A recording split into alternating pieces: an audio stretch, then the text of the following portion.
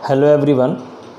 आज मैं इस क्लास में आपको जो कंपटीशन से रिलेटेड टॉपिक्स हैं कॉम्प्लेक्स नंबर के, मैंने कॉम्प्लेक्स नंबर के ऑलरेडी वीडियो बना दिए हैं। उनमें जो आपका बेसिक सिलेबस है वो कवर हो गया है और मैंने एक video cube root of unity पे भी बनाया था।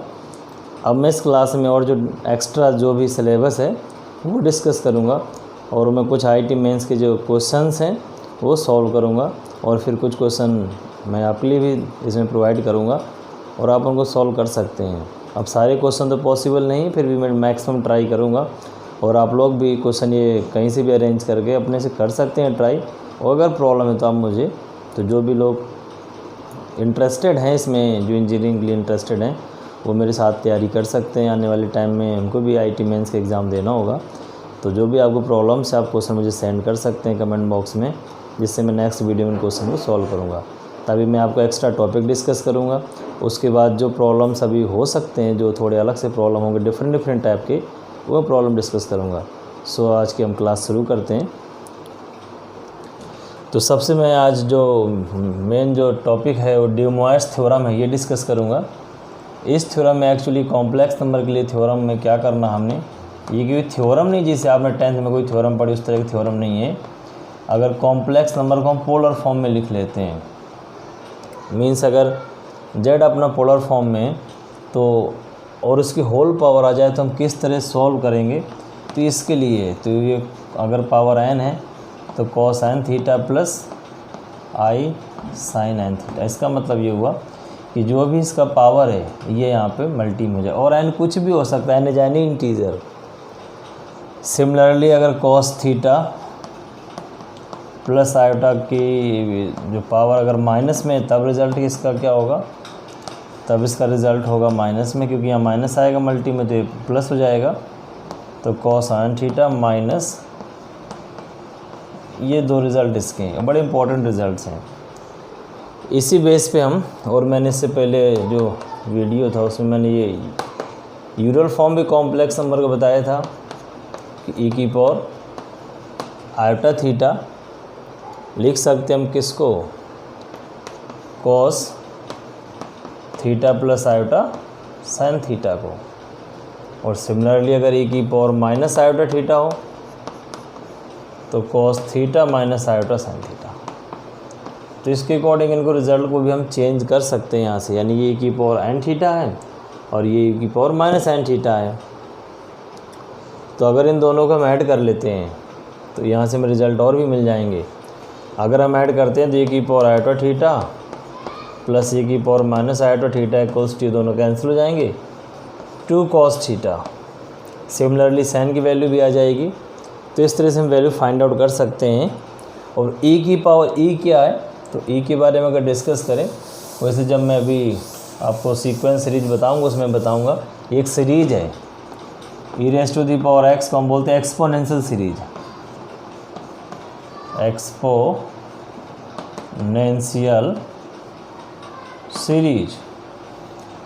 तो इसका एक्सपेंशन क्या होता है, इसका एक्सपेंशन होता है e to the power x 1 plus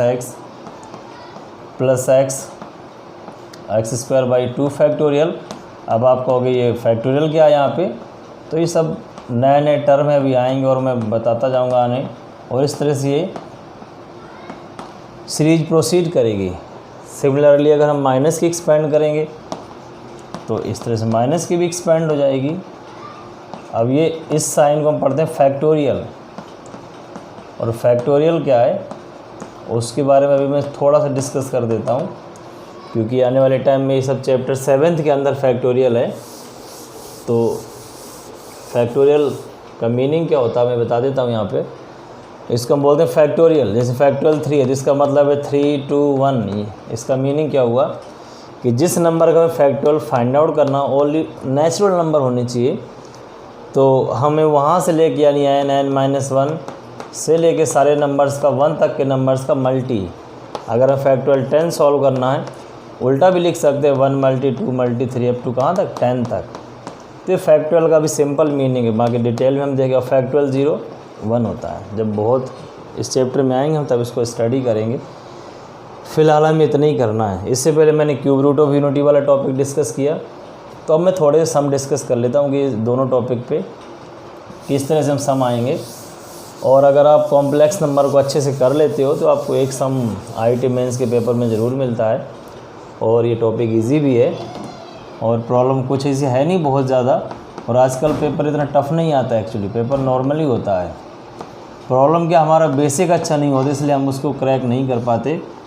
कोई बहुत ज़्यादा एक्स्ट्रा सिलेबस नहीं होता, बस थोड़ा सा होता है, उसको हमें प्रैक्टिस करना है और एग्ज़ाम अच्छा हो जाता है। और IIT मेंस के आप देखोगे पीछे आप डाउनलोड कर सकते हो पेपर और इसके क्वेश्चन आप करके देखोगे उस पर, तो आपको शायद प्रॉब्लम नहीं आएगी। बहुत ज़्यादा सिलेबस को इसमें टफ़ नहीं आता IIT मेंस के अंदर। तो अब मैं कुछ सम यहाँ डिस्कस करता हूँ और इसके बाद आप भी ट्राई करेंगे। सम तो इसमें बहुत हैं, ईयर वाइज अगर हम देखेंगे तो सम की कोई कमी नहीं है। तो मैं जो रिसेंट ईयर में आए हैं वो मैं क्वेश्चन कुछ नए पुराने मिला के, जिससे मैंने ओमेगा वाला लिख दिया 1 + ओमेगा स्क्वायर = 0, ओमेगा क्यूब = 1। और इसी बेस्ड एक सम है 2011 में IIT मेंस में। अगर ये गिवन हो तो आपको A और B की वैल्यू फाइंड आउट करनी थी कि A B क्या होगा।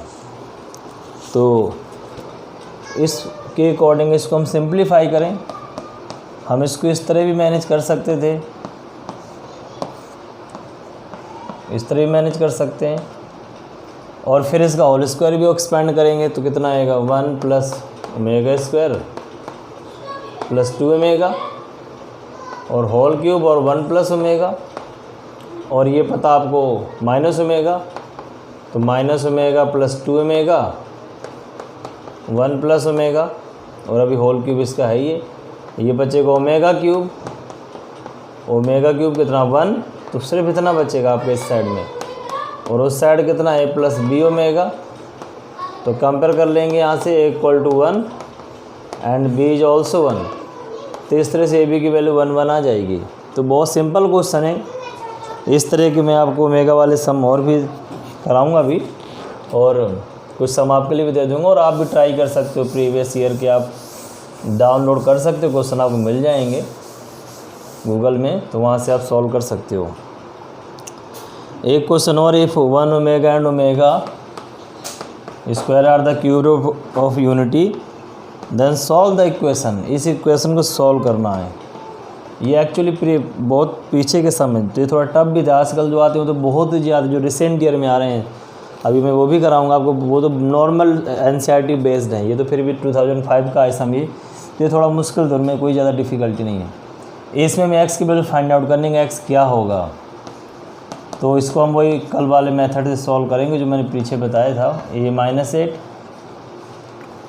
और -8 को हम मैनेज कर सकते हैं। इसको किस तरह से मैनेज करेंगे अब मैं देखता हूँ। यहाँ पे आपको पता है क्या, 1 की पावर 1/3 = 1 ओमेगा स्क्वायर।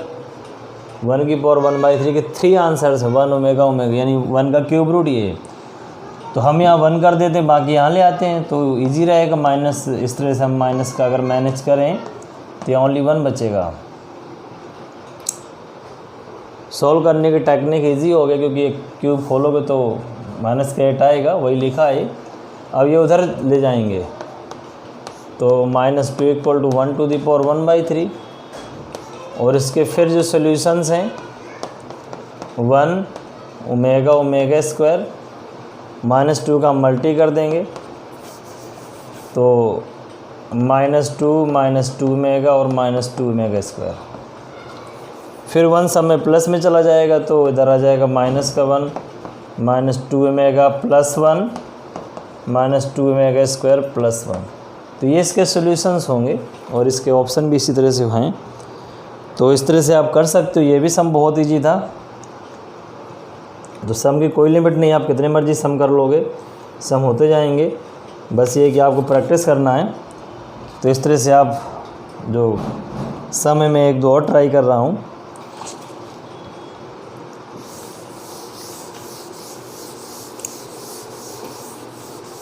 और लगभग सारे सम इसी बेस कॉन्सेप्ट पे हैं। और जो रिसेंट ईयर के सम है वो तो बहुत ही जी, वो आप करेंगे, अब जो उसमें डाउनलोड करके आप पेपर में कर लेंगे। एक और given, if z² + x + z + 1 कह रहा है कोई इक्वेशन इसका z क्या है, कॉम्प्लेक्स नंबर है, तो हमें वैल्यू इनकी बतानी है।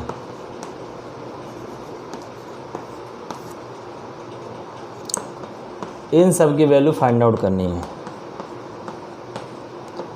तो कोई प्रॉब्लम नहीं है, इस तरह से आगे और भी हैं। 2006 का समय, तो अगर इसको हम x में z को x मान लें तो हमें पता है कि अगर x² + x + 1 = 0 इक्वेशन थी तो इसके दो रूट थे, एक ओमेगा था, एक ओमेगा स्क्वायर था।